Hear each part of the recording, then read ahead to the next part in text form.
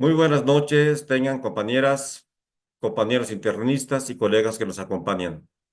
El Colegio de Medicina Interna de México agradece su interés y participación en nuestras sesiones.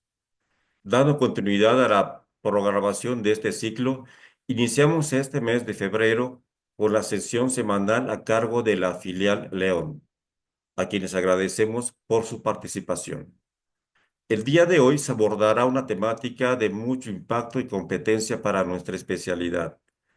Se abordará un aspecto en el manejo de la sarcopenia, con el tema Realidad en la calidad y cantidad de las proteínas en la sarcopenia, a cargo de la doctora Yolanda del Carmen Méndez Romero. La doctora es médica cirujana egresada de la Universidad Autónoma Metropolitana. Hizo la especialidad de medicina interna en el Centro Médico Nacional Siglo XXI del Instituto Mexicano del Seguro Social, la subespecialidad de nutrición clínica y la maestría en ciencias médicas en el área de nutrición, en ambas en el Instituto Nacional de la Nutrición y Ciencias Médicas Salvador Subirán. Fue presidenta del Colegio de Nutrición Clínica y Terapia Intensiva en el año 2022-2023. También fue presidenta del Colegio de Médicos Internistas de León en el año 2007. Actualmente se desempeña en la jefatura de servicios de medicina interna y de nutrición clínica del Hospital Aranda de la Parra en León, Guanajuato. La doctora es profesora de la maestría en nutrición clínica en la Universidad del Valle de Atejamac. Es miembro de la Sociedad Americana para la Nutrición Parenteral y Enteral, miembro también de la Sociedad Europea para la Nutrición Clínica y Metabolismo. Es también autora de diferentes artículos y capítulos de libros en áreas de nutrición clínica y síndrome metabólico. Pues doctora, bienvenida, público general. Esperamos que sea de mucho interés y le sea de mucha experiencia este tema que abordaremos el día de hoy. Adelante, doctora.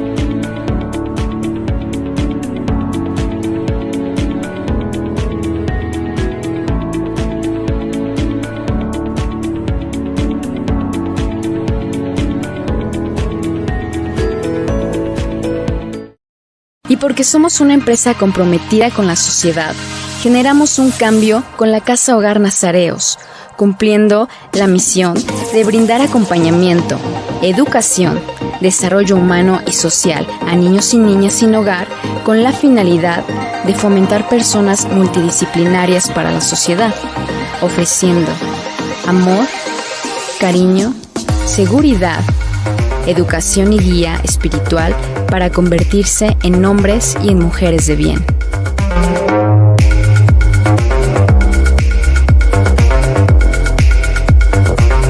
Hola a todos, ¿cómo están? Soy Cristian Tadeo, soy uno de los integrantes de la Casa Hogar Nazareos y quiero contarles algo importante. Todos hemos llegado aquí por diferentes razones, pero compartimos el mismo sueño de tener un hogar y un futuro mejor. Con tu donación nos apoya mucho para nuestro futuro. Nos sentiremos muy agradecidos por todo el apoyo que nos brindas y te invitamos a ser parte de nuestra familia Nazareos. Gracias por tu apoyo. ¡Gracias!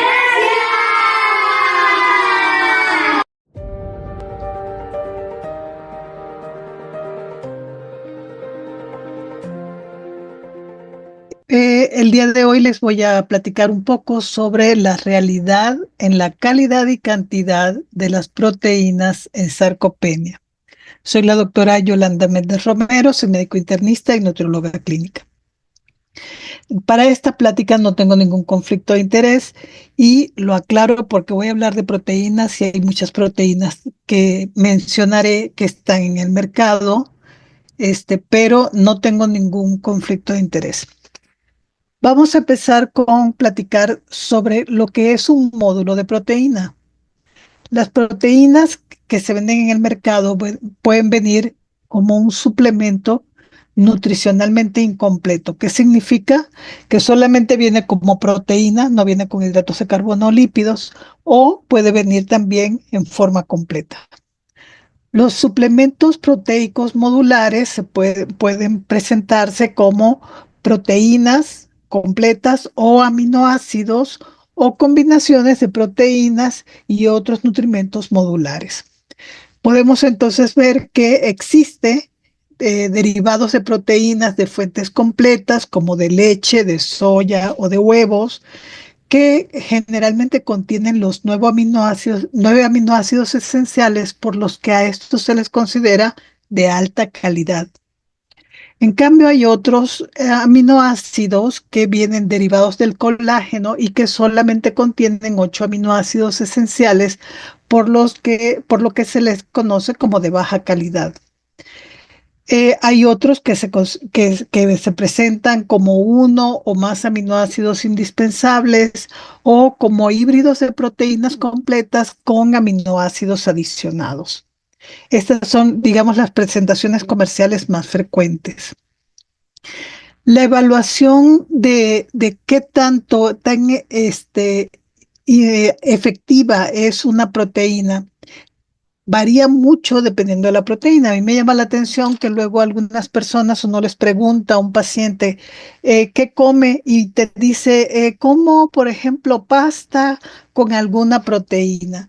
¿Y qué significa para usted comer alguna proteína? Entonces dicen, bueno, es que como pollo o pescado, como si fuera todo intercambiable. Y no siempre es así. El- la proteína va a depender de qué tanto se tolera, ¿sí? Dependiendo de la digestibilidad, qué tanto se acepta por la palatabilidad, el sabor o la presentación comercial en que se encuentra, si está aceptable para ser ingerida y también por la efectividad, que significa que hay algunos perfiles de aminoácidos que tienen mayor valor biológico y que por lo tanto tienen mayor impacto en la reconstrucción de tejidos, en la saciedad y en la evaluación, en la calidad global de la proteína en un ser humano. Entonces, si vemos, hay características diferentes y no solamente se queda allí. Fíjense, la calidad de la proteína depende de varias variables, como son la digestibilidad verdadera, la proteína neta que realmente se utiliza de todo lo que uno consume, el valor biológico, como ya dije, la cantidad de aminoácidos esenciales que contenga, el índice de eficiencia proteica y la puntuación de aminoácidos corregida por qué tanto se digiere. Y si ustedes ven aquí en esta tabla, la proteína que tiene mayor calificación en todas las variables es la de suero de leche. Quiere decir que esta proteína, al parecer, es la que mejor tanto efectividad como utilización, como aprovechamiento tiene.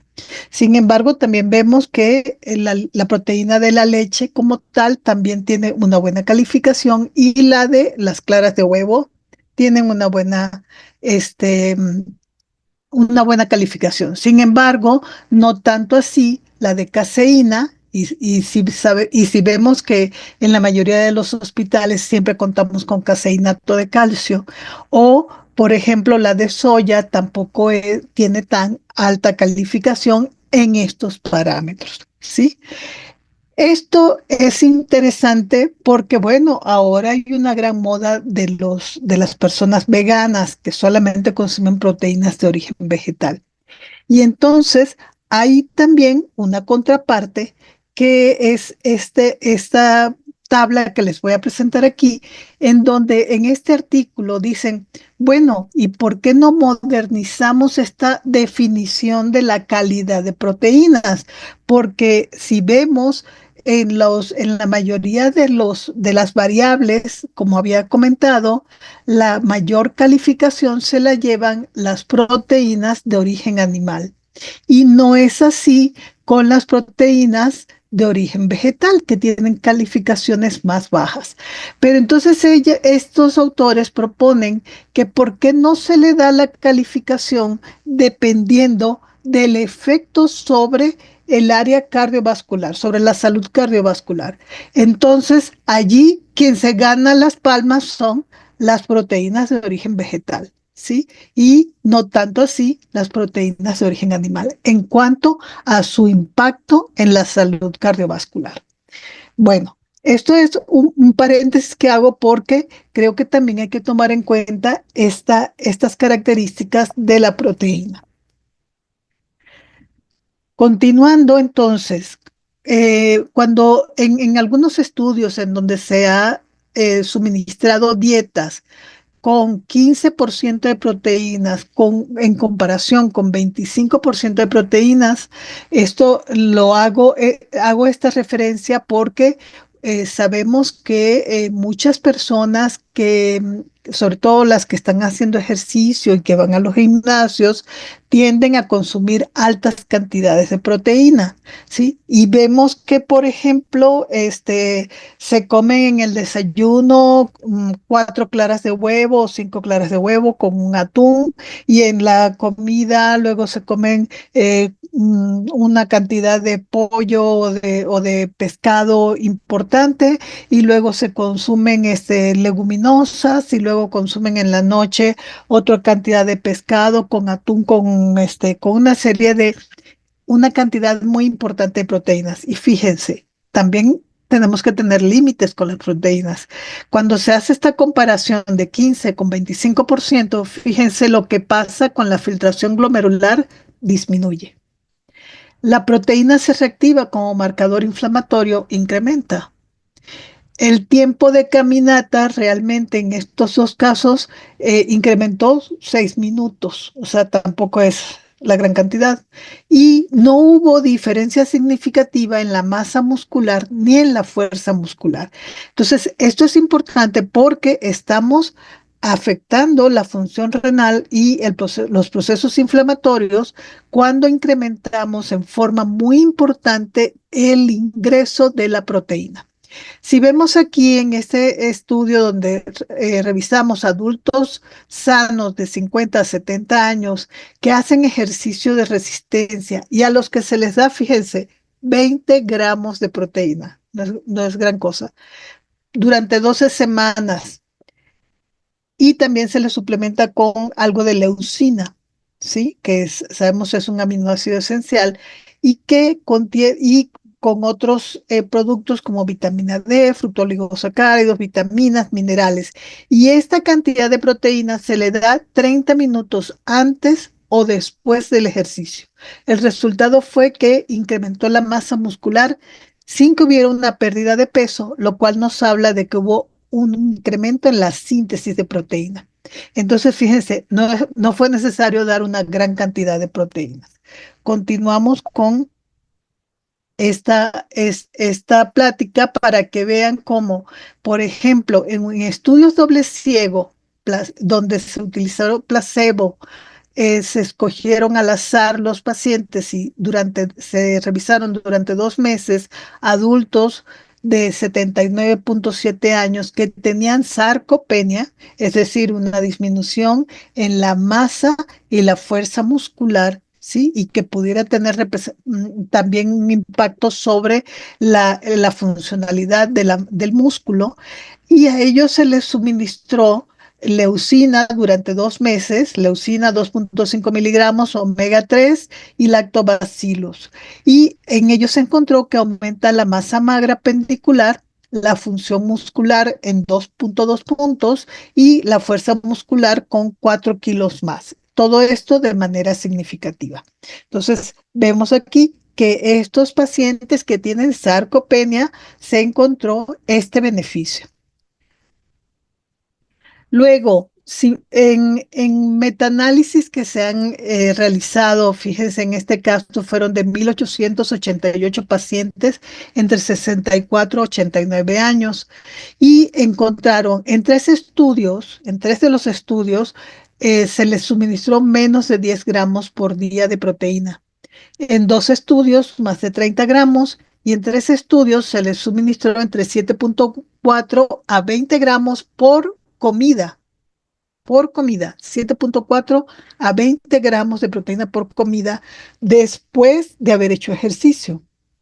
Y se encontró que en este caso de estos tres estudios incrementó la masa magra muscular, la masa pendicular, la masa de la pantorrilla, la masa magra de la pantorrilla, la fuerza, la movilidad muscular, tanto en fuerza de piernas como en la capacidad para caminar, ¿sí? Si ven, es una cantidad menor a la de esta y mayor a este valor. Entonces, en este otro metaanálisis donde se revisaron 37 estudios controlados en mayores de 65 años, fue un metaanálisis que se reconoce que fue heterogénea la población y que se le suministró entre 7.4 a 45 gramos de proteína al día, se encontró que incrementa la masa muscular en 11 de los 12 estudios en que se hizo ejercicio y solo se encontró un efecto adicional en 3 de los 2 estudios que se le suplementó con proteínas. Esto es un punto importante. La fuerza muscular incrementó en 12 de los 12 estudios en los que se hizo ejercicio, pero el efecto adicional solo se encontró en 3 de los 12 estudios por el efecto de la proteína. Y estos 3 estudios fue, en uno le dieron 45 gramos de proteína al día de carnes rojas magras, en otro se les dio 40 gramos de proteína al día. En el otro se dio 15 gramos de suplemento de péptido de colágeno, que si vimos no tenían todos los aminoácidos esenciales, pues también tiene un efecto positivo en la fuerza muscular. En este caso, vemos que los suplementos de proteína han tenido efectos muy variables en la literatura y el efecto positivo más constante ha sido sobre la masa muscular, no tanto sobre la fuerza ni sobre la función. Y esto con un nivel de evidencia 2. Y cuando el suplemento de proteína se suministra junto con ejercicio de resistencia, especialmente por 24 semanas, con un nivel de evidencia 3 se encontró que aumenta la masa y la fuerza muscular y especialmente esto sucede en adultos mayores que tienen obesidad. Entonces, fíjense el impacto de estas proteínas, de estos suplementos, cuando se hace junto con ejercicio, ¿sí? Y si vemos que no son grandes cantidades lo que se necesita para tener un efecto positivo.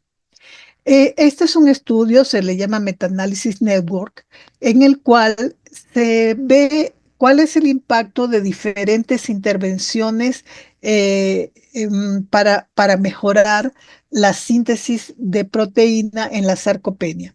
Y se compararon o sea, se analizaron tres principales resultados, que fue la masa muscular, la fuerza y el desarrollo físico. Y estas ruedas grandes, estos círculos, hablan por ejemplo, de una intervención, qué tantos estudios se encontraron con esta intervención, que fue control, o con ejercicios de resistencia, y en la medida que va disminuyendo el tamaño de los círculos, significa que son menos los estudios que se encontraron con esas intervenciones para masa, fuerza y funcionalidad física. Y fíjense lo que se encontró, muy interesante. ¿Cuáles fueron las intervenciones más importantes? La intervención más importante fue la mezcla de ejercicio. Mezclar ejercicio aeróbico con resistencia o con pesas, pero principalmente con ejercicio de resistencia. Este fue el que tuvo el mejor efecto positivo a favor de la intervención con una P significativa. Y a partir de ahí, fíjense qué otros resultados encontramos. El otro que tuvo buen efecto físico fue cuando se intervino la nutrición, ¿sí? Y se juntó con la actividad física. El siguiente fue cuando a esa nutrición se le ajustó la cantidad de proteína que se daba, ¿sí? Este es algo que me llamó muchísimo la atención, porque si bien no fue significativo, pero si ven hubo una gran tendencia hacia la mejoría, es con estímulo muscular por acupuntura. Fíjense que tuvo una tendencia hacia la mejoría. Y otro que me llamó muchísimo más la atención, porque yo pensaba que eso no funcionaba, son las plataformas vibratorias con las que se ponen a los pacientes o a las personas en plataformas que vibran, ¿sí? Y que esto parece que sí tiene algún efecto sobre la masa muscular. Y entonces, bueno, tenemos esta alternativa para aquellas personas, sobre todo adultos mayores, que no puedan hacer un ejercicio intenso, pero que cuando están en un estado de reposo, que al someterse en estas plataformas vibratorias, al parecer tiene un efecto positivo para la mejoría de la sarcopenia. En consensos de expertos se encontró que lo que ellos recomiendan es, primero, es tratar de suministrar toda la cantidad de proteínas con la dieta. Pero si no se puede suministrar toda la proteína con la dieta, por ejemplo, en los adultos mayores que a veces tienen problemas dentales o de deglución o de salivación o que no tienen mucho apetito, entonces allí sí se debe conseguir tratar de lograr el aporte proteico por medio de un suplemento. Pero siempre debe ser primero la dieta. Y vemos que en adultos mayores sanos, con una cantidad de 1 gramo por kilo por día de proteínas es suficiente. Acuérdense que antes se usaba mucho que el punto 8, de punto 8 a 1. Actualmente ya es más la tendencia a suministrar 1 gramo por kilo por día, no quedarnos tan bajo. Y en pacientes que tienen sarcopenia o fragilidad como tal, la recomendación es de 1,2 gramos por kilo por día. Lo que yo les comentaba de por ejemplo, las personas que hacen ejercicio en algunos gimnasios, luego llegan a suministrarse, a consumir hasta 2 o 2,5 o hasta 3 gramos por kilo por día. Eso es una exageración. Y lo peor de todo es que ni siquiera saben exactamente cuánto consumen. Eso es todavía peor. La proteína de suero de leche es la que por consenso, como ya les había dicho, las características de esta proteína, por consenso de expertos, es la que se considera que maximiza la estimulación de la síntesis de proteína muscular. Es decir, mejora la respuesta anabólica. Esta es la que se ha considerado la número 1 en cuanto a síntesis de proteína y se considera una proteína rápida porque se utiliza muy fácilmente, a diferencia de las proteínas lentas, como había comentado con el caseinato. Dentro, es más efectiva aún cuando se suministra dentro de los 60 minutos después del ejercicio. Puede ser 30 minutos antes o 30 minutos después o 60 minutos después. Sin embargo, fíjense, aquí dice que el incremento en la sensibilidad por el ejercicio puede ser hasta de 24 horas. O sea, las personas que hacen ejercicio pueden tener esta sensibilidad hasta durante 24 horas. Es muy, muy importante. Entonces, es muy importante el estar haciendo ejercicio. Y el efecto en esta literatura dice que la proteína de origen animal tiene mayor efecto en la síntesis de proteína que las proteínas de plantas. Por lo tanto, se recomienda 65% de origen animal y 35% de proteínas de planta para este concepto específico, que es mejorar la síntesis de proteína. Hay un concepto que se llama resistencia anabólica. La resistencia anabólica es que aunque nosotros le estemos dando cantidades adecuadas de proteína a un paciente, o se le esté haciendo el ejercicio adecuado, sin embargo, no hay suficiente estímulo para que se active la síntesis de proteína. O sea que hay digamos, una disminución en esta activación de la estimulación anabólica. ¿Y por qué sucede esto? Porque algunas personas empiezan a hacer ejercicio y a consumir proteína y rápidamente se empiezan a marcar y a hacer, a tener mayor masa muscular. Y en cambio hay otras que les cuesta más. Fíjense los factores que pueden estar afectando la síntesis de proteína y hacer que haya mayor resistencia anabólica. Uno, la edad. Eso sí está bastante claro. Segundo, la obesidad. Tercero, las enfermedades catabólicas. Los pacientes que están en terapia intensiva caen muy frecuentemente en resistencias anabólicas y aunque se les suministre las cantidades adecuadas de proteína, caen en resistencia anabólica. Por eso son pacientes que cada vez más se recomienda que se les haga terapia de rehabilitación rápidamente, aún en terapia intensiva. Y pacientes que tienen daño muscular por desuso. Las personas que tienen más de 2 semanas de desuso, que están encamadas, por ejemplo, pacientes críticos, llevan a una disminución del 25% de la fuerza muscular. La masa, tanto la masa como la calidad del músculo disminuye. Disminuye la síntesis de proteína y disminuye la cantidad total de masa magra hasta 350 gramos.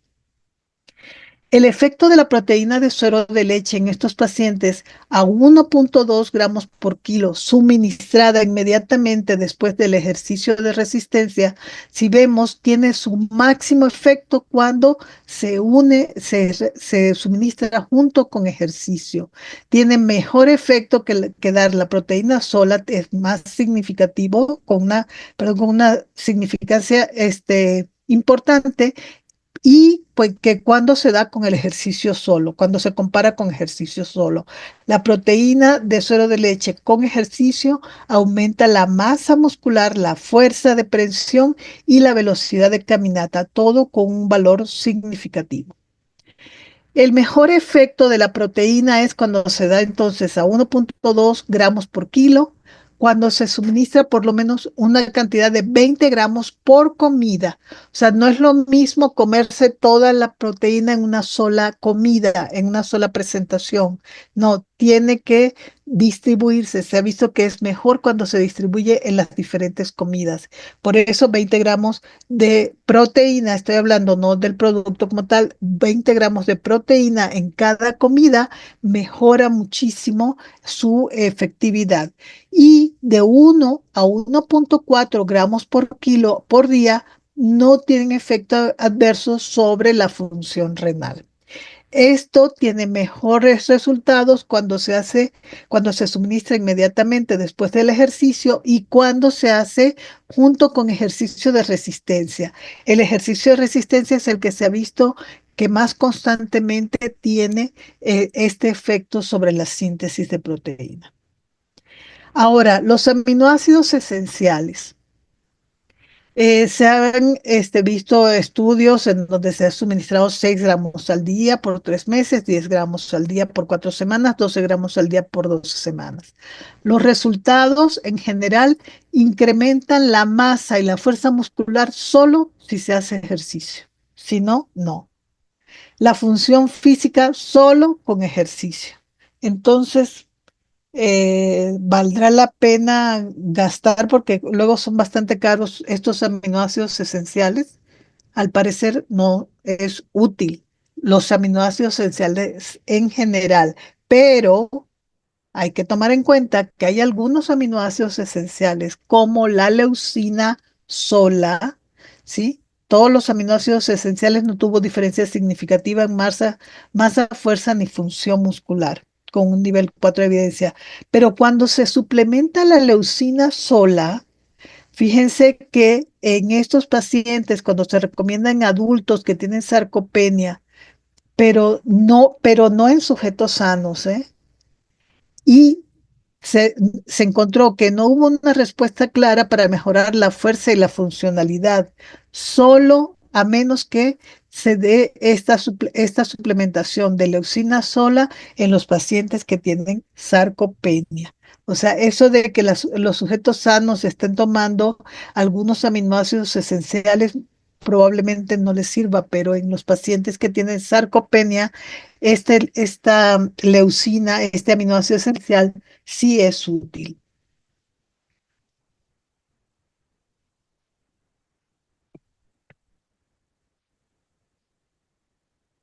¿Y por qué es útil la leucina? Fíjense, hay un metabolito de la leucina que se llama beta-hidroximetilbutirato, se conoce como HMB en los productos de nutrición. Y se sabe que la leucina tiene una particularidad que activa los mTOR, es decir, la síntesis de proteína, e inhibe los proteosomas, es decir, la proteólisis. Y se sabe que 5% de la leucina está conformada por HMB. Entonces, suministrar 60 gramos de leucina corresponden a 3 gramos de HMB con una estimulación, y es el que produce una estimulación máxima sin tener efectos colaterales sobre el riñón. El HMB con leucina y arginina se ha visto que tiene un efecto sinérgico con mayor capacidad para la síntesis de proteína. Por lo tanto, se considera útil. Fíjense, este es un estudio surgió, que fue publicado el año pasado, en donde muestran que en pacientes que están en terapia intensiva en UCI, y cuando se les suministra este beta-hidroximetilbutirato en los primeros 7 días del ingreso, que estos fueron pacientes que fueron por politraumatismo, se les suministró 3 gramos por vía enteral, ¿sí? Y en comparación con el placebo se encontró que tuvo una alta disponibilidad en plasma y en masa muscular. A las 2 horas fue el máximo efecto, la máxima disponibilidad, la máxima concentración, a las 4 horas y a las 25 horas, a diferencia obviamente de cuando se suministra un placebo. Entonces el hidroximetilbutirato en estos pacientes de terapia intensiva, al parecer, es útil. El beta-hidroximetilbutirato suministrado a 1.5 gramos por 8 semanas más ejercicio no tuvieron una diferencia significativa en masa, fuerza y función. Sin embargo, a dosis de 2 gramos al día, los resultados fueron variables, con aumento de la masa, fuerza y función, o con aumento solo de la masa. Pero cuando el incremento solo de la masa muscular, digamos, fue como lo más persistente, con un nivel de evidencia 4, pero cuando se suministra, entonces se considera útil. Cuando se suministra a 3 gramos al día, con suplementos orales, con vitamina D, 2 veces por semana, por 3 meses, fueron positivos tanto para masa, fuerza y funcionalidad, y disminuye el catabolismo, incrementa la masa y la fuerza y la preservación de la función. Por lo tanto, el beta-hidroximetilbutirato a 3 gramos al día se considera útil. En cuanto a la creatina es otra que es muy popular. La gente que va a los gimnasios les gusta mucho estar tomando creatina, aunque luego les pregunto, ¿y cuánto toman de creatina? No, una medida o 2 medidas, ¿y eso cuánto es? Como 25 gramos o como, ¿cuánto estás tomando de creatina? No saben. ¿Cuánto lo estás tomando por kilo? ¿Cuánta cantidad total de proteínas estás tomando? No lo saben. Yo estoy mezclando a lo mejor pacientes de terapia intensiva con personas sanas que están yendo al gimnasio, porque creo que es allí donde hay mayor abuso del consumo de estas proteínas. Entonces, fíjense, ¿qué es la creatina? La creatina es un metabolito formado por arginina y metionina, que se puede tanto consumir por vía exógena como se sintetiza por vía endógena en el hígado principalmente. Y esta creatina está principalmente almacenada en el músculo, en forma fosforilada, o sea, formando fosfocreatina. Esta fosfocreatina o la creatina se pueden transformar en creatinina y ser excretadas por el riñón. Por lo tanto, excesos de esta sustancia puede afectar al riñón. Entonces, o sea, lo ponen a trabajar en exceso para excretarlo. Y vemos aquí en este metaanálisis, ¿sí? En el cual se revisaron 33 estudios con 1.076 sujetos mayores de 18 años que tenían enfermedades crónicas, a quienes se les suministró de 30 a 20 gramos al día. La dosis promedio recomendada es de 5 gramos por día. La duración en este estudio fue de 5 días a 32 semanas el uso de esta creatina y se comparó con placebo. A estos sujetos se les hizo ejercicio de resistencia en 17 estudios, ejercicios de rehabilitación pulmonar en 2, ejercicios aeróbicos y de resistencia en 2 y de vibración en estas plataformas de vibración en un estudio. La suplementación de creatina mejoró la función muscular, la fuerza de músculos superiores, principalmente en brazos, la fuerza de prensión y la masa magra. Todo esto, obviamente, cuantificando las cantidades, la dosis adecuada y adjuntándola con el ejercicio. En esta situación se consideró útil la creatina. En estos metaanálisis de 6 estudios en los que se suministraba 5 gramos al día por 24 semanas, encontraron que no hubo mejoría en la masa muscular solo en uno de los estudios, ni en la fuerza muscular, y no hubo diferencia significativa en la funcionalidad.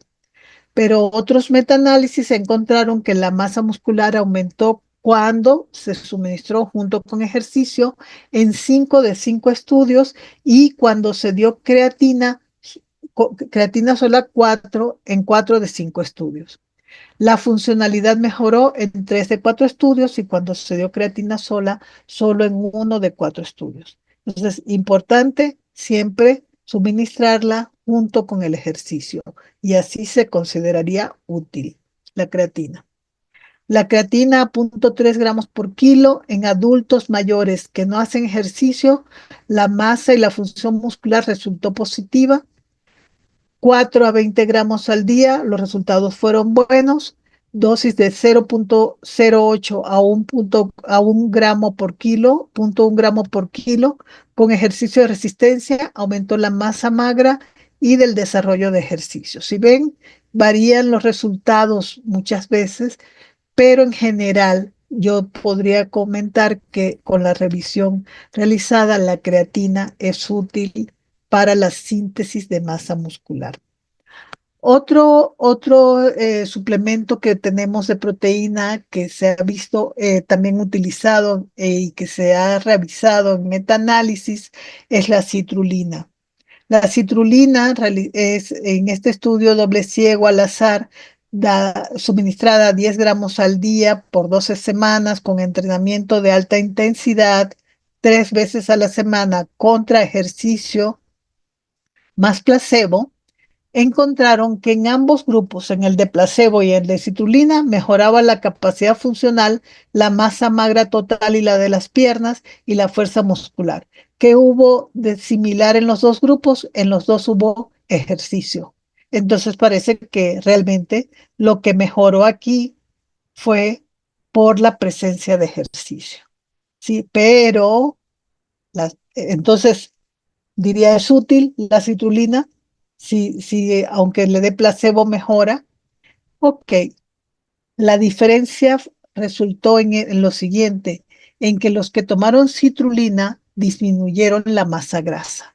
Esa fue la diferencia, aunque la función y la masa muscular sí mejoró en ambos grupos, pero solo en el grupo de la citrulina disminuyó la masa grasa. Incrementó la fuerza de prensión y, hasta 4.2 kilos en una forma significativa, perdón, porcentaje en por ciento, y la fuerza de cuádriceps también aumentó en una forma significativa. Si vemos en ambos grupos, aumentó los marcadores de contenido mitocondrial muscular, la fusión y la mitofagia mitocondrial, que esto es un punto importante en cuanto al contenido de mitocondrias de la masa muscular. Entonces la citrulina aquí sí resultó útil. En conclusión, La ingesta de proteínas tiene un papel importante en el desarrollo y el mantenimiento de la masa, la fuerza y la función muscular. Lo mejor es usar proteínas de alto valor biológico y de fácil digestión y sobre todo ricas en leucina. Se debe preferir siempre el consumo dietético apropiado, ¿sí? De la proteína antes que suplementar. Y la suplementación solo cuando sea necesaria, ya que se ha visto que en análisis costo-beneficio sí puede resultar mejor. La suplementación de proteínas se debe asociar a la práctica de ejercicio siempre y de preferencia ejercicio de resistencia. Los mejores resultados se encontraron con dosis de más de 1,2 gramos por kilo por día o con una distribución de 25 a 30 gramos por comida de proteína. Y los mayores resultados encontrados han sido con leucina, con beta-hidroximetilbutirato, creatina y con citrulina. Estos son los suplementos mejor evaluados. Les agradezco mucho la atención en este artículo, en este suplemento de la revista de Medicina Interna. Nosotros hicimos el grupo del Colegio de Nutrición Clínica, hicimos una revisión completa, hicimos todo el suplemento de sarcopenia. Es útil, lo considero útil y les invito a que lo revisen y que nos contacten por las redes. Les agradezco mucho la atención.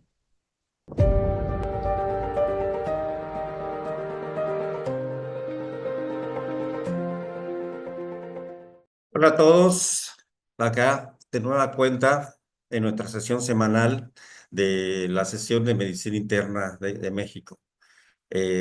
Como sabemos, ahora le tocó nuevamente a las filiales y en este caso nos apoyamos con la filial León, con la doctora Yolanda Méndez, que nos está dando un excelente tema con su invaluable expertise en el área. Pues bien, tenemos prácticamente a todo el país enlazado con nosotros, tema como siempre de mucho interés. Ahora sí que de norte a sur y de sur a norte tenemos compañeros de Guadalajara, de Tabasco, de Veracruz, de diferentes ciudades de Veracruz, de Hidalgo, de la Ciudad de México, de Chihuahua, Sinaloa, Estado de México, de nuestra Blanca Mérida, de la Fría Toluca, Veracruz, Nuevo León, de León, Guanajuato, de Cancún, de Ciudad Juárez.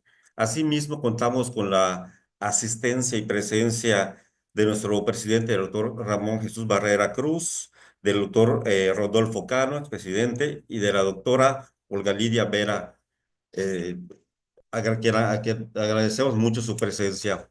De la misma forma, se han enlazado de otros países, como tenemos a Guatemala, El Salvador, Estados Unidos, gente de Bolivia, de Argentina, de Costa Rica. Tenemos hasta el momento una asistencia de más de 700 participantes.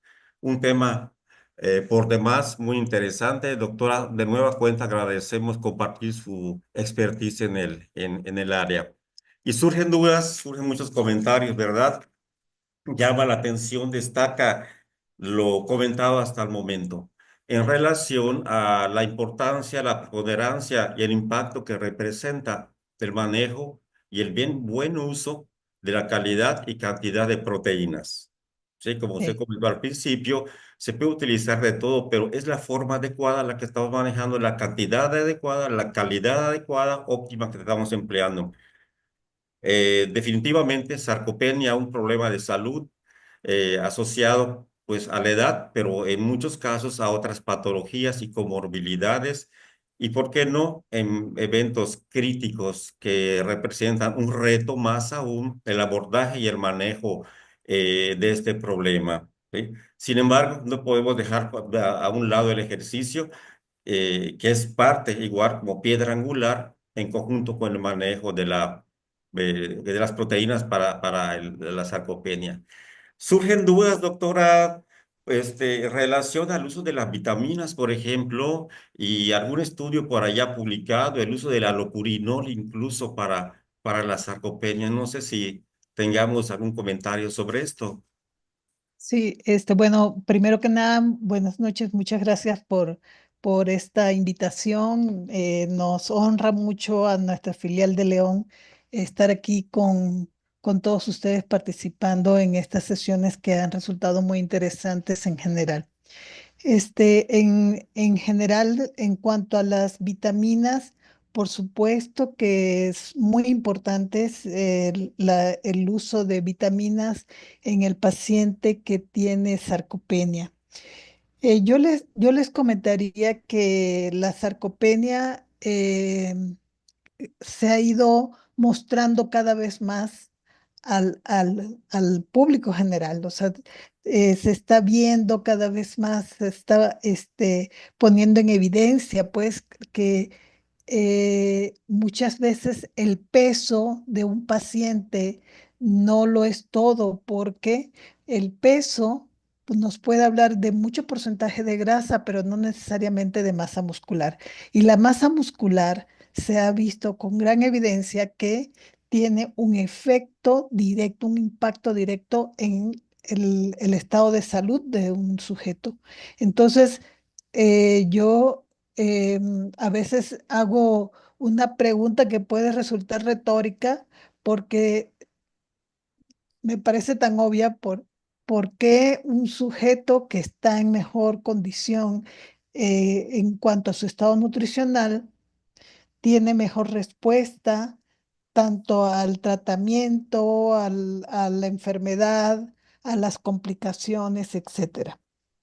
Que en cuanto a las vitaminas, una vitamina que ha surgido, que se le ha dado mucha importancia actualmente es la vitamina D, sobre todo en estos pacientes que tienen falta de masa muscular.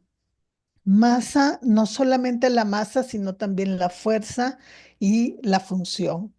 La vitamina D ha sido un punto angular en la mejoría de los pacientes que tienen deficiencia de masa muscular y también la vitamina B, complejo B, especialmente tiamina, se ha visto también que tiene importancia en estos pacientes. Otro punto importante son los omega 3.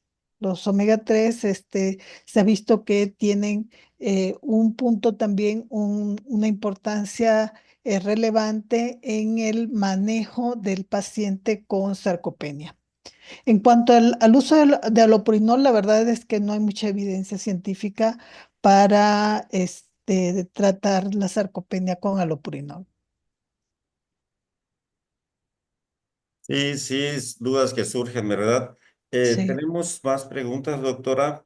Si me permite, acá la doctora Clotilde Guadalupe Ramírez dice, le agradece su ponencia, una excelente ponente, y nos pregunta, ¿qué tanto en un paciente epiléptico es conveniente dar suplementos para incrementar la masa muscular y fuerza muscular, en especial el beta hidroxibutirato? ¿Se indica o no se indica o es preferible la creatina o citrulina, ya que la leucina puede generar también mayores crisis convulsivas? Sí, en pacientes con crisis convulsivas se ha visto que aumentar en general la proteína tiende a mejorar. Se ha visto, de hecho, tiene mucha evidencia científica el uso de dieta cetogénica, ¿sí? Entonces, en donde está incrementada el aporte de proteína, pero también un poco de grasa. La creatina, la creatina sobre todo y el hidroximetilbutirato se ha visto que tienen efectos positivos en estos pacientes para incrementar la masa muscular. Gracias, doctora. El doctor Fernando Javier Centeno le manda a felicitar por Gracias. su brillante exposición y pregunta, ¿cuál de los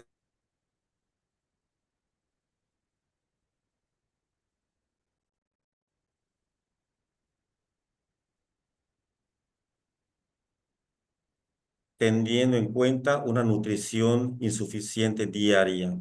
¿Qué suplementos proteínicos de patente son los más recomendables? Perdón, doctor, hubo un momento en que se congeló el video y no escuché toda. Ah, ok. Sí, dice, ¿cuál de los suplementos proteínicos de patente recomienda a los pacientes adultos mayores con y sin sarcopenia? Dosis diaria y por horario, teniendo en cuenta una nutrición insuficiente diaria.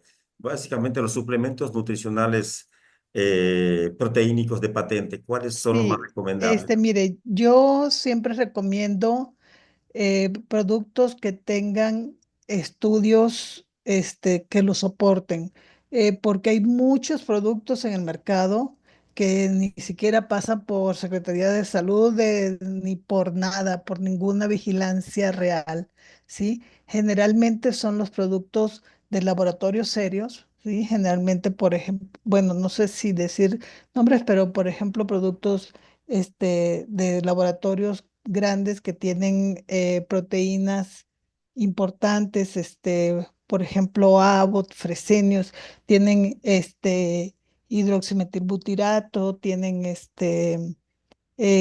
algunos otros laboratorios. Hay laboratorios mexicanos muy buenos que también tienen productos de este tipo, ¿sí? Creatina, y que recomiendo. Yo, la verdad, nunca recomiendo los productos que se venden en los gimnasios, ¿eh? Porque generalmente no tienen respaldo científico. Entonces, allí mostré las dosis de cada uno en la plática. Es importante, por ejemplo, hidroximetilbutirato, muy claro que con dosis de 3 gramos, o sea, o por encima de 2,5 gramos es la dosis adecuada, porque dosis más bajas no se ha visto que tenga un buen efecto. Entonces, sí, cada uno tiene que tener su cantidad, o sea, su dosis indicada, que las mostré ya en la plática. Y algo que quería comentar es que esto de distribuirla en cada comida, que no se suministre todo en una sola comida, y que las personas, sobre todo estas personas que van a veces a gimnasios sin ninguna recomendación de un profesional de la salud, que se empiezan a recomendar uso de proteínas, ni siquiera saben qué cantidad están consumiendo y están tomando cantidades supramáximas.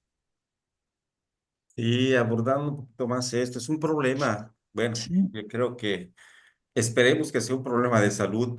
Ojalá y no fuera, ¿verdad? Como, sí, pero sí, la cantidad es impresionante, que incluso ya sustituyen los alimentos diarios con solo proteínas en jóvenes, ¿sí?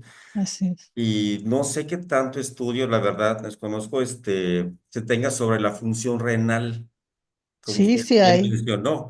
Sí, pero claro. en el sentido y en ese grupo de pacientes que están únicamente con suplementos alimenticios. En algunos casos con marcas recomendadas, registradas, pero en algunos otros totalmente ignorados, desconocidos. O sea, Sí, definitivamente la proteína mágica no existe, no existe. no existe.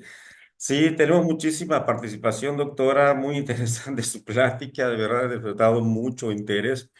Dice acá la doctora María del Rosario Muñoz. Muchas felicidades, doctora Méndez, por su Gracias. excelente conferencia. ¿Existe una recomendación de suplementación de proteínas y entrenamiento en pacientes con sarcopenia inducida por los inhibidores de la SGLT2? Mire, específicamente inducida por determinados medicamentos, en general no es así tan específica, pero yo le puedo decir que la sarcopenia, la pérdida de la masa y la fuerza muscular, es una consecuencia muy frecuente en general de enfermedades que ocasionan desnutrición. Es muy frecuente. Em, yo a veces hablo con los médicos que están tratando pacientes y que veo que no le dan la importancia al estado de nutrición del paciente. a veces están indicando dietas y dietas blandas y dietas que el paciente ni siquiera come suficiente. Por ejemplo, hay pacientes que no han comido y que de pronto empiezan a comerse la gelatina y la fruta y ya con eso el médico se conforma. Yo creo que no está bien, que para eso tenemos que apoyarnos con las personas que están especializadas en el área, con los nutriólogos. Yo creo que son este, profesionales que nos pueden ayudar muchísimo a detectar cuáles son los pacientes que no están consumiendo las cantidades adecuadas. El tratamiento en general para la sarcopenia, independientemente de la causa, viene a ser prácticamente el mismo. Claro que si usted me dice, pero es igual la respuesta a ese tratamiento de una persona sana, un adulto mayor, a un paciente en estado crítico, pues obviamente que no, ¿verdad? Un paciente, por ejemplo, en hemodiálisis, obviamente que no. O sea, la causa puede ser diferente, pero el tratamiento en general es el mismo porque va dirigido hacia mejorar la fuerza y la masa muscular y por ende también la función del músculo. Y sí, muy interesante. Llega un momento como clínicos, ¿verdad? Me contacto con los pacientes con múltiples patologías, en específico las crónico-degenerativas, ¿verdad? Que conllevan. Y llega un momento que ya no sé, es poquito difícil discernir entre si es una sarcopenia asociada a la edad, a las múltiples patologías, al sedentarismo o a la mala alimentación, el mal estado nutricional. Entonces sí es un poquito complejo el manejo. Y pues bueno, desafortunadamente a nivel institucional igual resulta un poco más complicado establecer, por ejemplo, no sé, realizar un diagnóstico real del estado nutricional en un área de consulta, pues digamos, de medicina interna. ¿Sí? Qué bueno que lo dice, doctor. Y algo que me gustaría recalcar es que muchas veces yo he oído algunos médicos que dicen, está gordito, por lo menos tiene colchoncito para que evolucionar y mejorar y eso no es cierto, porque el estar gordito no necesariamente significa mayor masa muscular. De hecho, hay mucha evidencia de que la grasa corporal, el exceso de grasa corporal por sí misma ocasiona disminución de la masa muscular por atrofia y por incremento del catabolismo. Entonces, la grasa corporal por sí misma, ese incremento puede ocasionar más daño muscular. Y erróneamente decimos, lo evaluamos de forma así muy rápida, en escáner prácticamente, y decimos, no, pues nutricionalmente está bien, está en peso y talla, Ujú. cuando está todo lo contrario.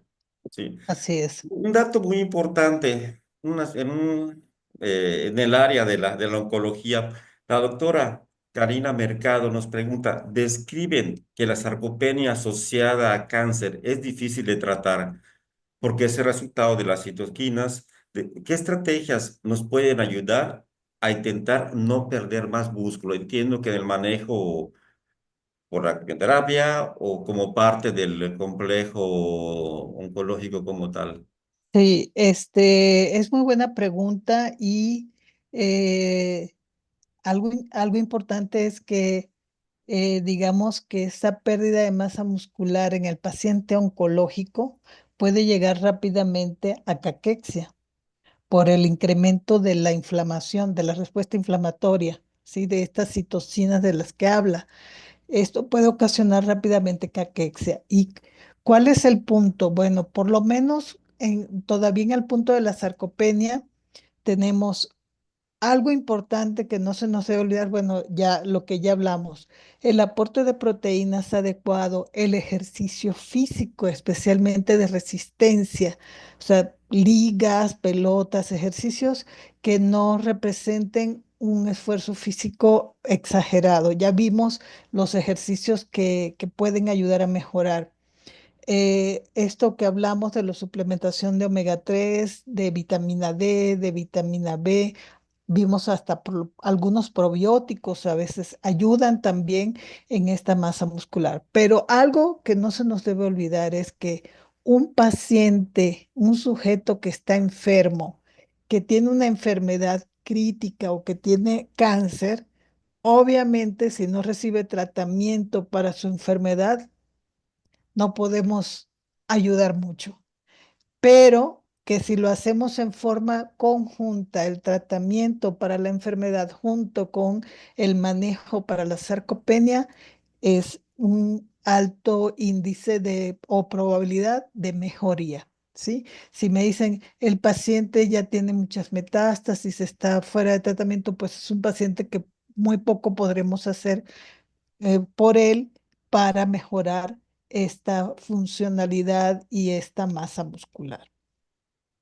Y definitivamente el manejo del paciente en este tipo de pacientes cobra vital importancia, porque Claro, por ende, por sí mismo va a haber un deterioro en todos los sentidos, ¿sí? Y así es. principalmente en la masa magra muscular.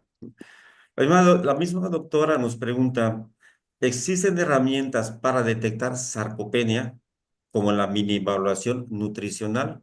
Debe de haberlas. Excelente pregunta. Qué bueno que me lo pregunta porque si no me moría de ganas de decírselos a nuestros compañeros internistas. Porque sí, claro que hay herramientas, hay muchas herramientas, pero digamos, algo práctico en el consultorio, número uno, tener un dinamómetro. No podemos, ya así como tenemos, como incluimos dentro de nuestras herramientas diagnósticas una cinta métrica, ¿sí? Para medir la circunferencia de la cintura en pacientes para ver la distribución de la grasa corporal. Yo creo que es muy importante que todos empecemos a utilizar en el consultorio un dinamómetro para medir la fuerza muscular. La fuerza muscular es, digamos, un punto importante para detectar sarcopenia y además es, digamos, de los principales factores que mejoran y que son los primeros que mejoran la fuerza cuando el paciente se está recuperando nutricionalmente. Entonces, si nosotros hacemos un seguimiento de la fuerza de presión por dinamometría, podemos ver cuándo el paciente empieza a recuperarse aún antes de que aumente el peso, aún antes de que aumente la masa muscular. La masa muscular, ¿cómo medirla? La masa muscular se puede medir por bioimpedancia, si tenemos un aparato de bioimpedancia en el consultorio, ¿verdad? O la podemos medir también, bueno, por ultrasonido, el gold estándar es la tomografía, pero bueno, no vamos a llegar a esos puntos, ¿verdad? A tener que hacer eso. Eh, Aparte, no siempre existe ese entrenamiento para medir la masa muscular por ultrasonido y por tomografía, pero por bioimpedancia se puede medir y hay una medida que se le llama subrogada o que es sustituta de estos instrumentos, que es la circunferencia de la pantorrilla. Muy sencillo. Otra vez, con la cinta métrica.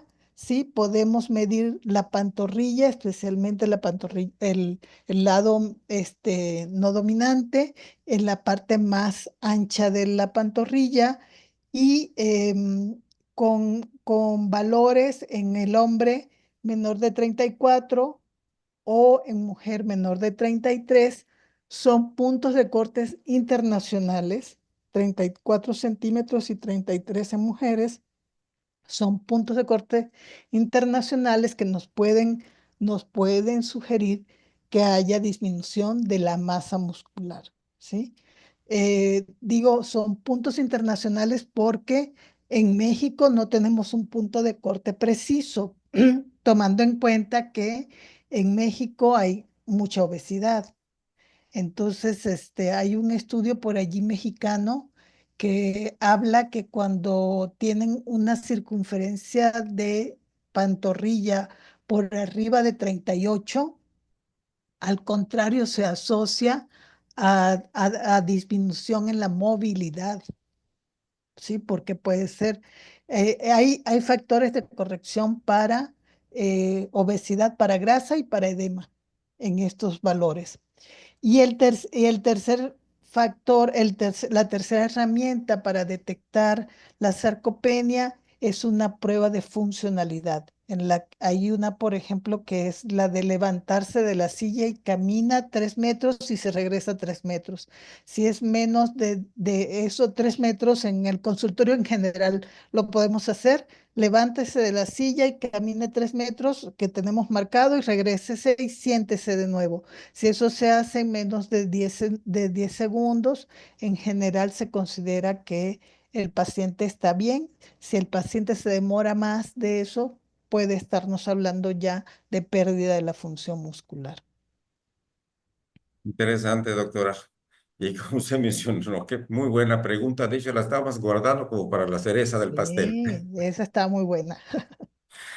La doctora Rosalía García Peña le manda a saludar, le agradece su plática, una plática muy interesante y útil en la práctica clínica, sobre todo de medicina interna. Definitivamente es un área que nos impacta mucho y es parte del manejo integral de nosotros para los pacientes en la medicina interna.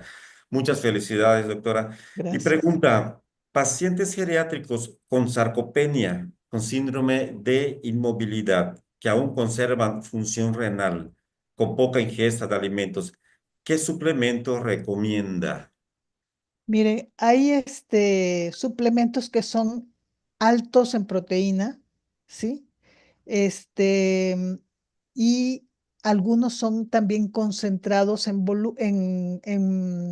densidad energética, es decir, en poco volumen, alta cantidad de energía y alta cantidad de proteínas.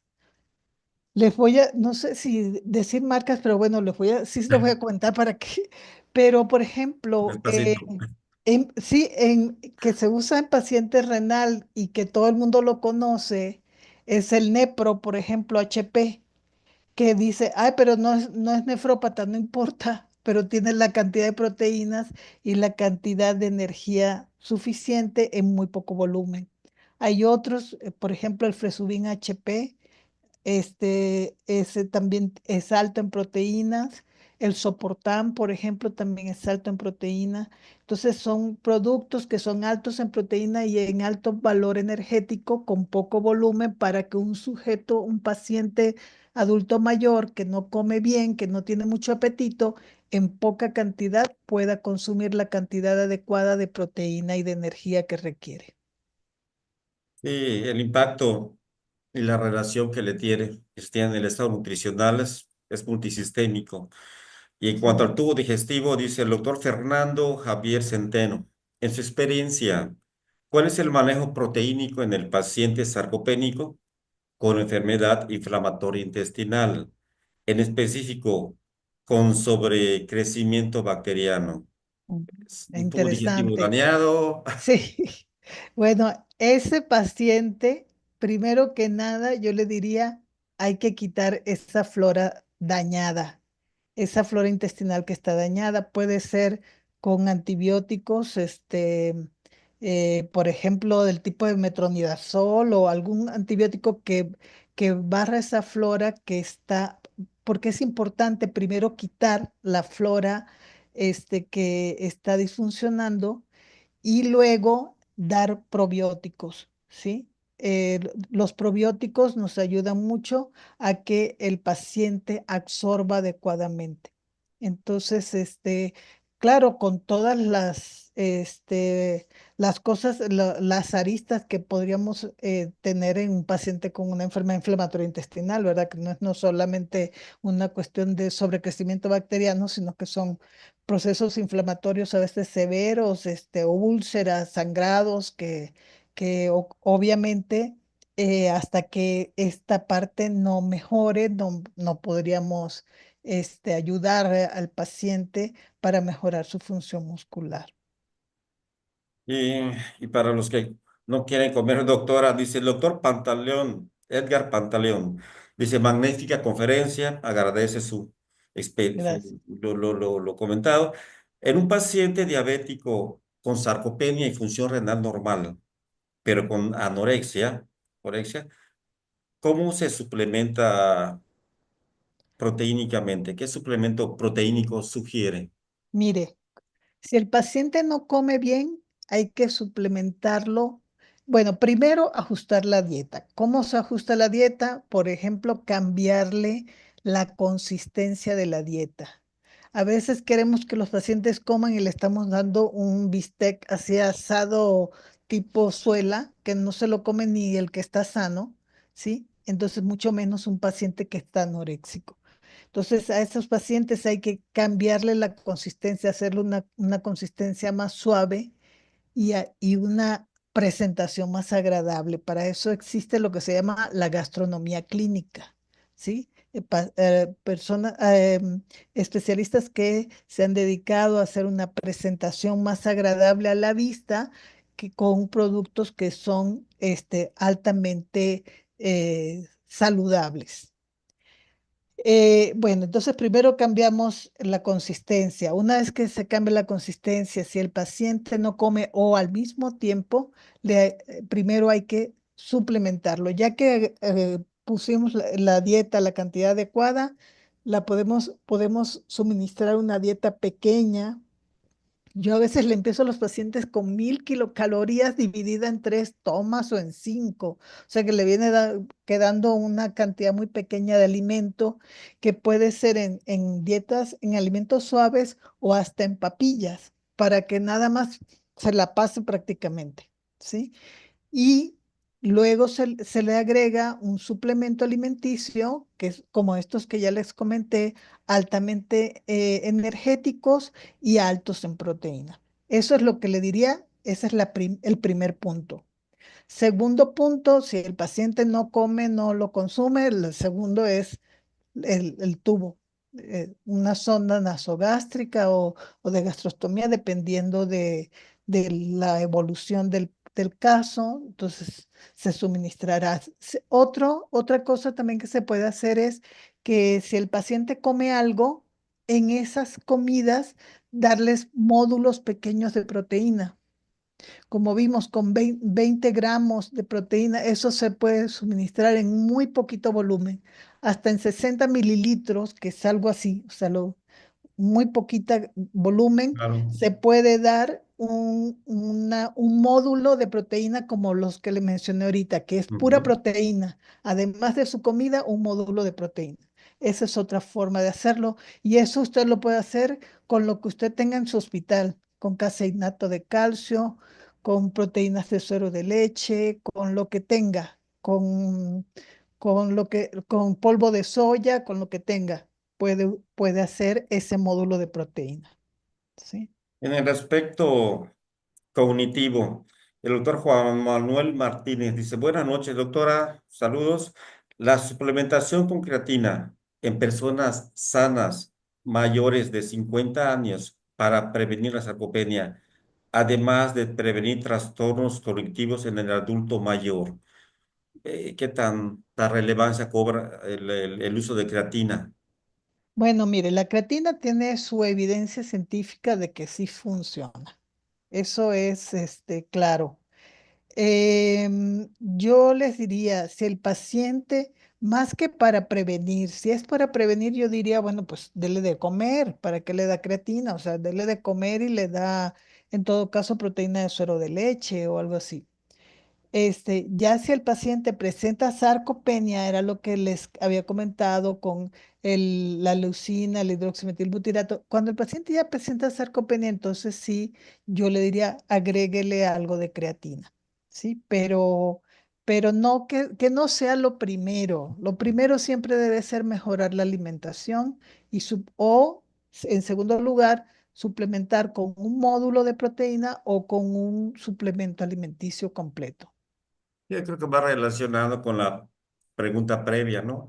Como dicen, el alimento entra. con la mirada en primera instancia. Así es, Definitivamente, en el comentario previo, todos nos hemos enfrentado al paciente que no se le puede alimentar o no quiere alimentarse por un trastorno allá depresivo, por ejemplo. así Entonces, es, hay que buscar estrategias, buscar muchas veces la causa de o el origen de exactamente. la anorexia. ¿Sí? Exactamente. Claro, yo diría en lo que usted lo busca, mientras le va agregando ya sea el módulo, el suplemento o mejorándole la consistencia de la alimentación. Y no conformarse con que el paciente coma algo.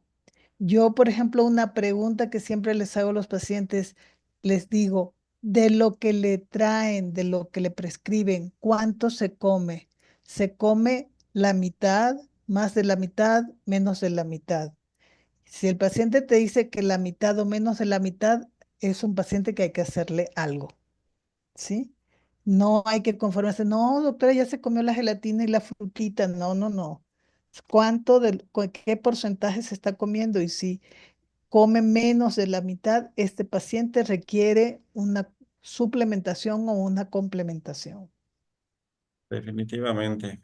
Lo que se le da de comer, la calidad de lo, ahora sí que no es calidad de proteínas, es la calidad de lo que se le da a comer. Así es de todo. El doctor Francisco Zambrano le felicita. Doctora Gracias. Méndez, muchas gracias por su excelente plática.